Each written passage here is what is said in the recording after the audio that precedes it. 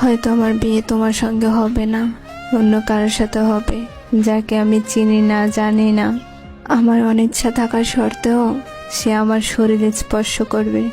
আমি চাইলেও তখন কিছু করতে পারবো না, কারণ এই শক্তিটা যে আমার আর থাকবে না। আমার অনেক ঘৃণা লাগবে, কারণ আমাকে অন্য কেউ ছোঁয়ার কথা ছিল। এইটা সে না, অন্য কেউ। তখন আমি খুব কান্না করব, আর সে মনে করবে আমি সুখে কান্না করছি।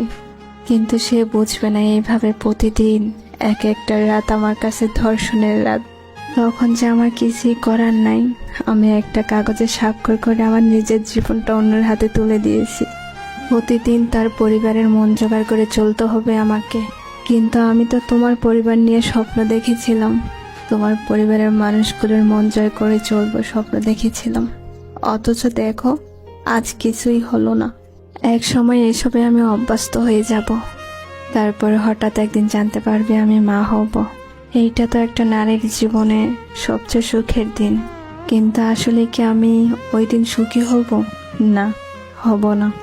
ওই দিন চিৎকার করে কাঁদতে ইচ্ছা করবে, কারণ এই বাচ্চাটা আমাদের ভালোবাসার চিহ্ন না।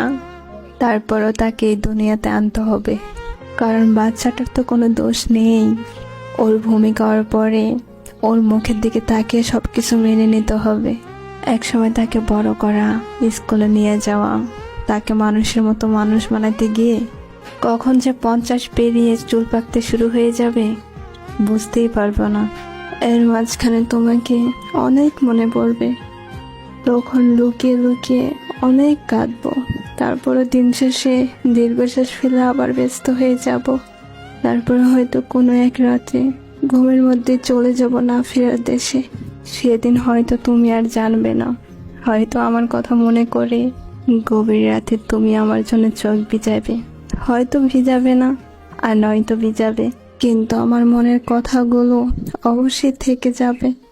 তারপরেও বলবো, ভালো থেকো, ভালো থেকো। আমাকে ছাড়াই কখনো আর বলা হবে না আমি তোমাকে ভীষণ ভালোবাসি, অনেক ভালোবাসি।